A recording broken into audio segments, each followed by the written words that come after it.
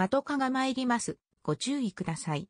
1,000 subscribers? Are you freaking kidding me? I mean, I guess what I need to do is dance.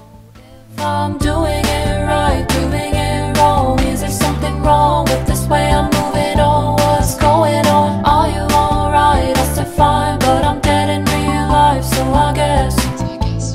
Hey friends, what's good? So recently I got 1,000 subscribers and I'm freaking, what's like the word? Ecstatic. To be honest, of course, as someone who posts videos onto YouTube in the first place, of course I've been trying to kind of, make goals and reach goals with my YouTube channel. Not anything that's like super outrageous goals or anything like that, but just little things to keep me going. And one of my goals was to reach 1,000 subscribers by the end of this year. I thought if I could ever do that, that would be freaking awesome. Now, I'm not the type of person to say, hey, let's go into the analytics, because I'm not a business person or anything like that. I mean, I study business, but that's not how I like to dictate my hobbies. But in this case, we kind of do have to look at the analytics, because I was stuck at around 100 subscribers for such a long time, and for it to kind of just blast off in the past few months, the subscriber count is such a big change from what I initially had earlier this year. So it's just so amazing to really see that. And to people who have been subscribing, who have been watching my videos, who have been leaving comments, especially the really nice comments saying that they appreciate my content, and people who are saying I'm underrated and I deserve,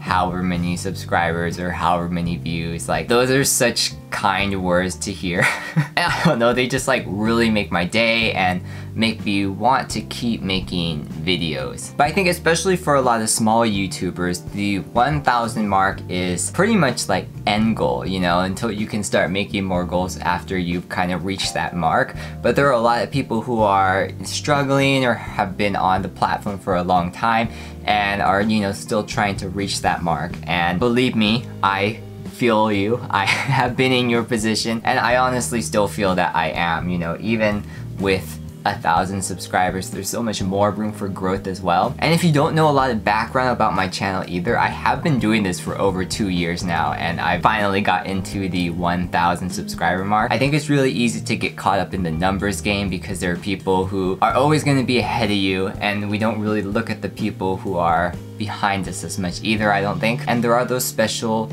cases where someone's subscriber count or view count skyrockets because of a viral video or something like that, and it can discourage a lot of people because a lot of people don't get that immediate growth. So for people with smaller channels, I wanted to give like just a few pieces of advice, just because I've been there and I still feel like I'm there. Somehow a loser like me got to this point, so I'm hoping this loser can continue going. I don't know. And I'm no expert, so this video is not about like, oh, this is how you get 1,000 subscribers. I'm just gonna tell you like a few pieces of information that helped me stick through this journey, this process for such a long time. I think the first thing for sure is you have to make content that you like to do, because I think a lot of people, whether you're a big YouTuber or a small YouTuber, you get burnt out if you're not doing the things that you like. It can take a while to find that thing that really, motivates you to create videos and like creating videos. And I've for sure taken breaks on making videos a lot of times throughout the past 2 years as well. But especially now, I don't know, I just feel kind of rejuvenated, and I feel like I have ideas that I want to get out there. I think a lot of people also stress about being in a niche in YouTube, like I have to stick to that niche, and that's what a lot of other YouTubers do. Like the emphasis of staying in a niche and making videos specifically about that. I mean, it can help your channel for sure, but I never wanted to box myself into that one niche, because I think it would impede on the first suggestion, which is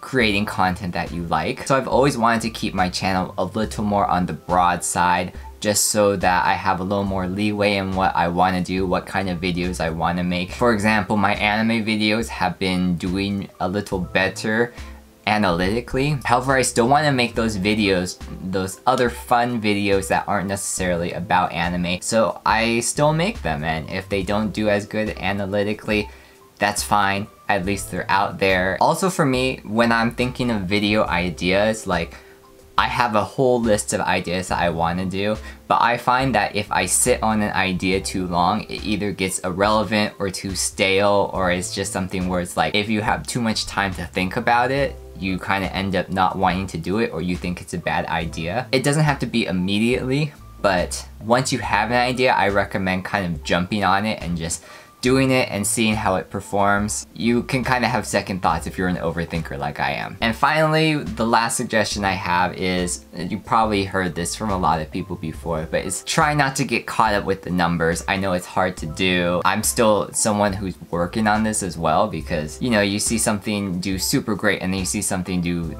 like bad. And it's not bad, it's just not getting as much attraction as the other videos you have are, and that kind of gives the idea of like, oh, it wasn't as good or anything like that. But if you still like making that kind of content, I say don't look at the numbers, just look at what you're passionate in creating. And I know that's hard to say if you have like subscriber goals or view goals and stuff like that, but that's why I said, you know, keep the goals light as well. But yeah, 2 years in the making and I'm at 1,000. And some people might say, well, that's just a freaking long time and you're only at that point. But I'm actually just really happy that I made it to this point in general. I mean, there's so many times I could just like ditch the channel or just stop making videos or anything like that. Somehow, some way, I kept going. So it must mean I kind of like doing this, I guess. But I have other friends who have small channels as well, and I just want to encourage all my friends and just any creator who has a small channel and they're still making videos and being passionate about what they make and supporting other creators and stuff like that. I just want to wish everyone the best of luck, and I know how it is. So yeah, you know, I think everyone should kind of support smaller creators as well, just because I do think the YouTube community is really cool. And, you know, I think the only bad comment I've ever gotten was when that one guy said that my teeth are yellow. So I'm extremely happy to have this supportive community so far. I hope it keeps going that way, and I actually am very excited for the future now. We've hit a goal in this journey to, I don't know, YouTube or whatever. And to everyone watching, especially the subscribers, like the 1,000 is all you're doing. So I do have to thank everyone very much for the support. Also for the kind words and just, you know, everything. So thank you. And that's kind of all I want to say about, you know, 1,000. I'm just really happy. So until next time, peace.